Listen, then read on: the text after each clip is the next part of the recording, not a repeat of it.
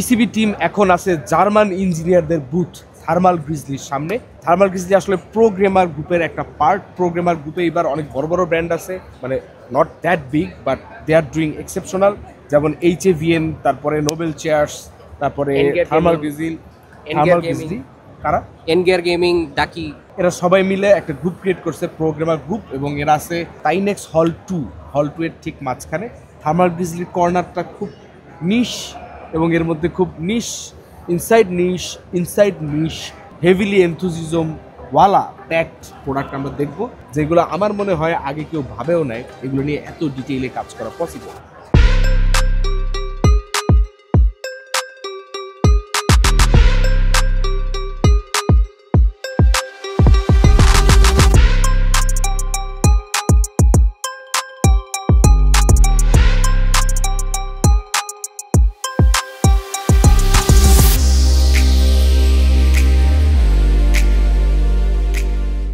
Thermal grizzly প্রাইমারিভাবে আমরা চিনি হচ্ছে থার্মাল পেস্ট টেস্ট এইসব সলিউশন নিয়ে।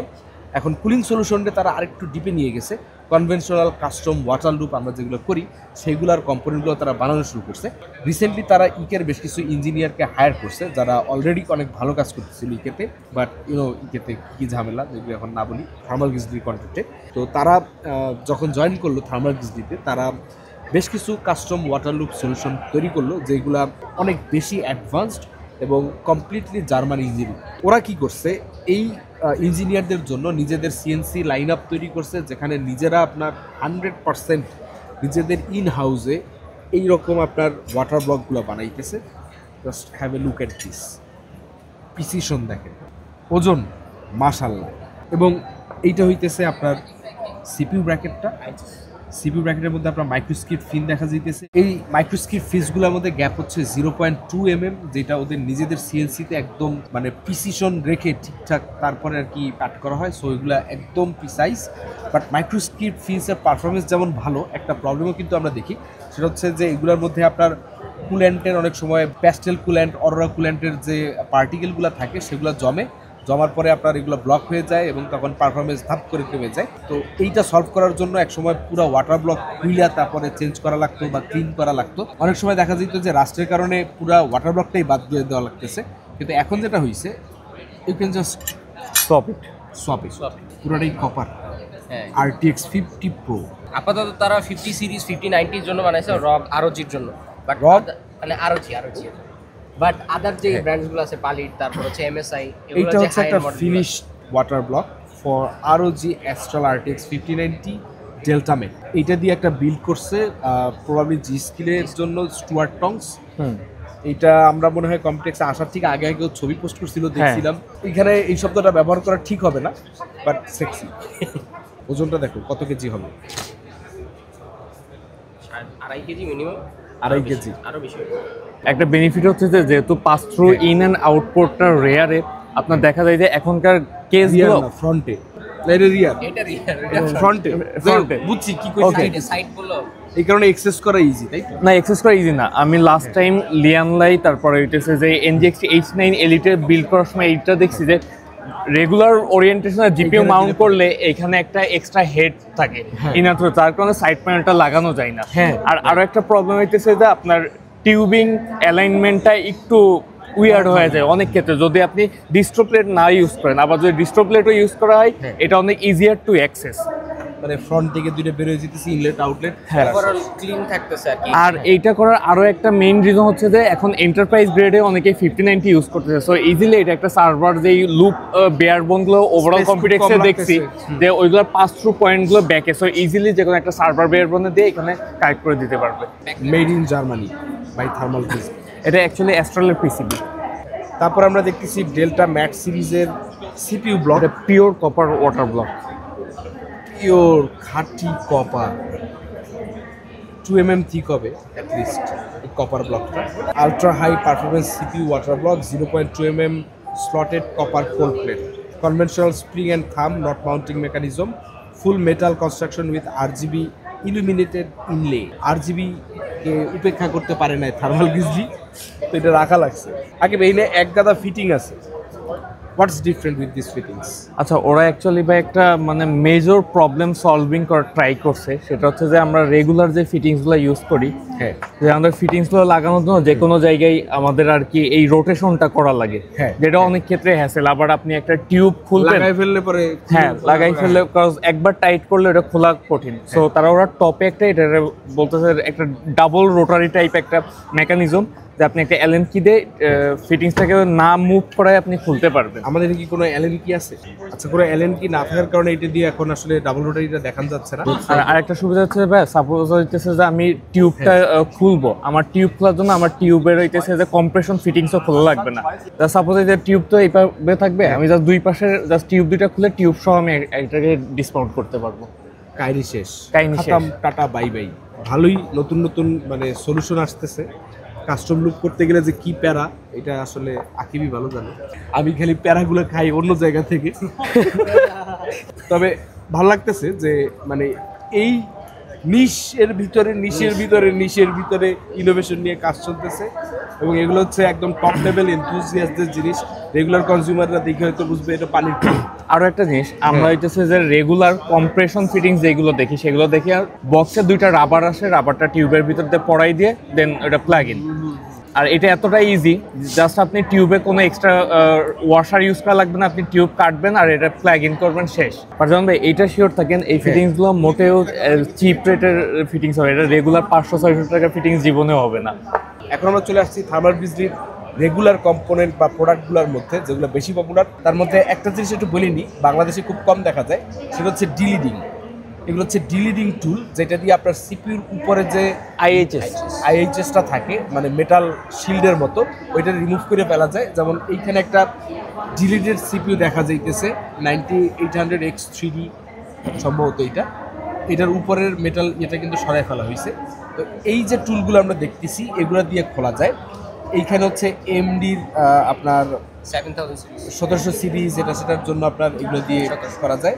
ইন্টেলের 1851 একটু কমপ্লেক্স, দ্যাটস এর টেম্পারেচার মডেল সহ যে ইগুলো আছে সিপিইউগুলো, ওইগুলোর জন্য হচ্ছে ডিলিটার এইটা, কারণ এটা একটু হিট টিট দেওয়া লাগে।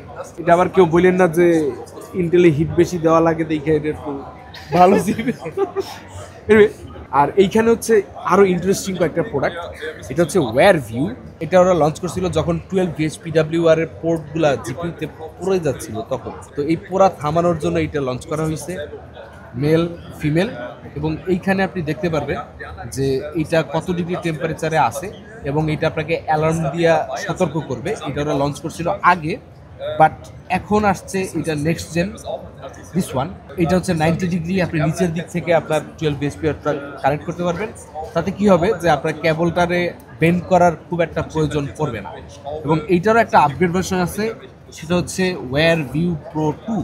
এটার মধ্যে আপনার যে হলুদ কালারটা আনছে, যাতে আপনি কমপ্লিটলি খেয়াল করতে পারেন যে পুরাটা ঠিক মতো ইনসার্ট হয়েছে কিনা। কোনো অংশ বাঁকা থাকলে হলুদটা আপনি বাইরে থেকে দেখতে পারবেন। আর এইখানে আপনার নিচের দিক থেকে লাগাইতে পারবেন। আর একটা ফ্যানও আছে, শুধুমাত্র 12 VH PWR এর কেবলটারে ঠান্ডা রাখার জন্য ডিসপ্লে আছে। এবং এইখানে আমি শুনলাম যেটা, এটা নাকি অটোমেটিক সিস্টেমকে শাটডাউন পর্যন্ত করে দিতে পারে যদি এটা একটা রিস্কি টেম্পারেচার লেভেলে পৌঁছায়। আর আরো কিছু ফিচার আছে, যেমন এইটাতে আপনি একটা ওয়ার্নিং লেভেল ফিক্স করতে পারবেন, যে এটা একটা নির্দিষ্ট টেম্পারেচারে গেলে ওটা আপনাকে ওয়ার্নিং দিবে। আর এইটার ক্যাপাসিটি একটু মোর হায়ার, এটাতে মনিটরিং সিস্টেম আছে। আপনার 1 মান্থের রেকর্ড থাকবে, যে 1 মান্থে আপনার পিএসইউ কোন লেভেলে পারফর্ম করতেছে, আপনার মানে 12 বিএইচপিডব্লিউ কয়বার হাই টেম্পারেচারে যাচ্ছে, দেন ও আপনাকে রিপোর্ট দিবে, যে আপনাকে বলবে কেবলটা চেঞ্জ করতে বা ট্রাবল শুট করতে। সো এরপরে আমরা চলে আসি থার্মাল পেস্টে। থার্মাল বিজলির সবচেয়ে পপুলার যে প্রোডাক্টগুলো, এইখানে আমরা এক লাইনে দেখতে পেতেছি ক্রায়োনট এক্সট্রিম, ক্রায়োনট ডুডোনট, হাইড্রোনট। তো এই সব কয়টা ক্রায়োনট, ডুডোনট, হাইড্রোনট, এগুলোর মধ্যে সবচেয়ে পপুলার হইতেছে ক্রায়োনট এক্সট্রিম। বাট এটা কিন্তু রেগুলার ইউজারদের জন্য বানানোই হয় না। এটা বানানো হয়েছে দেখেন cooling type, liquid nitrogen, liquid helium, dry ice, chillers. এইগুলো ইউজ না করলে আপনি এটা বেনিফিট পাবেনই না। Even though it's pink, it's not for everyone. Kryonaut আর ডুডোনট হচ্ছে মোর পপুলার, এগুলো হচ্ছে সিলিকন পেস্ট। যদিও ক্রায়োনটটাও আপনার ড্রাই আইস, চিলার্স, ওয়াটার, এয়ার সবগুলো যদি কাজ করবে। ডুডোনটটা হচ্ছে মেইনলি মেইন স্ট্রিমের জন্য, এয়ার ওয়াটারের জন্য। আর এর বাইরে আছে হাইড্রোনট। হাইড্রোনটও এয়ার ওয়াটারে চলবে। হাইড্রোনট হচ্ছে silicone free paste, and silicone free paste usually হয় কি যে একটু লঙ্গার টাইম পর্যন্ত লাস্ট করবে, স্পেশালি যারা কম চেঞ্জ করতে কম হবে। চেঞ্জ করে তাদের জন্য। এই পাশে হচ্ছে শীট, তাদের ক্রায়ো শীট।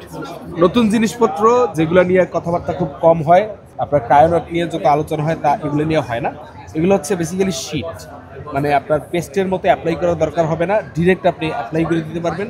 এটা হচ্ছে ফেস শীট, এটা হচ্ছে ক্রায়ো শীট থার্মাল প্যাডের মতো। আর এই পাশে হচ্ছে আমাদের লিকুইড মেটাল, নাম দিয়েছে কন্ডাক্টোনট এক্সট্রিম লিকুইড মেটাল। এইটাও আপনি ইউজ করতে পারেন, বাট এটা রিমুভ করতে গিয়ে অনেক প্যারা খেতে হয়। এটা ভাই আমি আমার সিস্টেমে ইউজ করতেছি। হাত জাগাও, ওই দুটো চকলেট দিয়ে। যেমন ভাই আমি যখন আগে যখন রেগুলার থার্মাল পেস্ট ইউজ করতাম, দেখতাম যে 1 মাস বা 1.5 মাস পরে যে আমার টেম্পারেচারটা একটু পিকে, কজ আমি এয়ার কুলার ইউজার। তারপরে আমি এটাতে শিফট করি। এটা শিফট করার পরে আমি অলমোস্ট 1 বছরের বেশি হয়ে গেছে, আমি চেঞ্জ করি নাই। ফ্রি পাইছে মনে হয় না? হ্যাঁ না ভাই, কিনছি। কয় টাকা দিয়ে গেছি? কত 2000 মতো পড়ছিল। অফিসিয়াল তো আর না, হ্যাঁ আনঅফিসিয়াল। আনঅফিসিয়ালি একজনের কাছে ছিল, তার কাছ থেকে নিয়েছিলাম। বাংলাদেশে থার্মাল গ্রিজলি এখন অফিসিয়ালি আসে না, I hope very soon officially দেখা বাট যাবে। জান ভাই এটা অ্যাপ্লাই করাও কিন্তু এক্সট্রিমলি ডিফিকাল্ট। কেউ যদি ভাবে যে আনলাম ঢেলে দিলাম, এভাবে not- বলবো না। প্রথমে এটাকে আপনি 1 ফোঁটা দিতে হবে, দেন ওটা স্প্রেড করতে কটন বার যেটা আছে, কটন বার দিয়ে আস্তে আস্তে স্প্রেড করতে হবে। আবার কটন বার দিয়ে আমার হ্যাঁ। মনে হয় ওদের আলাদা স্প্রেডিং টুল আছে। এই যে এইটা, বাট এখানে ফ্যাক্ট হচ্ছে যে আপনি এবার রেগুলার কটন বার ইউজ করবেন না, তখন দেখা যাবে যে ওই তুলাগুলো ওর ভিতর থাকলে ওটা একটা ইস্যুস ক্রিয়েট করবে। আচ্ছা আচ্ছা আচ্ছা। আর এটা খুব সময় নিয়ে ইরেগুলার কটন বার কোথায় পাবো? হ্যাঁ ইরেগুলার কটন বার ওইটা ভাই থার্মাল পেস্টের সাথে দিয়ে দেয়। ওর সাথে দিয়ে দেয়। সো আমি ভাই এক্সট্রিমলি স্যাটিসফাইড এটার সাথে। Liquid metal, Liquid metal। প্রচুর লিকুইড মেটাল বাংলাদেশে দেখতে পারবো। এরপরে হচ্ছে আমাদের থার্মাল প্যাড। Pads। থার্মাল প্যাডগুলো হচ্ছে মোস্টলি ইউজ হয় জিপিইউতে, এখন এনভিএমএ তেও প্রচুর লাগতেছে। কজ ভাই সামনে জেন 5 এনভিএমই আসতেছে, তো এগুলো আরো ফরজ জিনিস হয়ে যাবে। মাইনাস প্যাড সিরিজের মধ্যে 3-4টা ক্যাটাগরি আছে: basic, advance, pro, high compression. এখন এগুলোর মধ্যে আবার থিকনেস আছে, থিকনেসের কারণে মাঝে মধ্যে ঝামেলা হয়।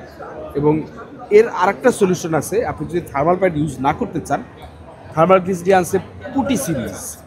পুটি হচ্ছে বাচ্চারা খেলে ওইগুলোর মতো, কি জানি বলে ওগুলো, আবার ভাই সিসকো এর রইতেছে যে কনফিগার করার জন্য পুটি এর একটা সফটওয়্যার ইউজ করা পুটি লাগে। আপনি জাস্ট নিয়া আপনি পুটি এমনি বসায় দেন, দেখেন ভিরামগুলোর মধ্যে বসায় দিছে পুটি।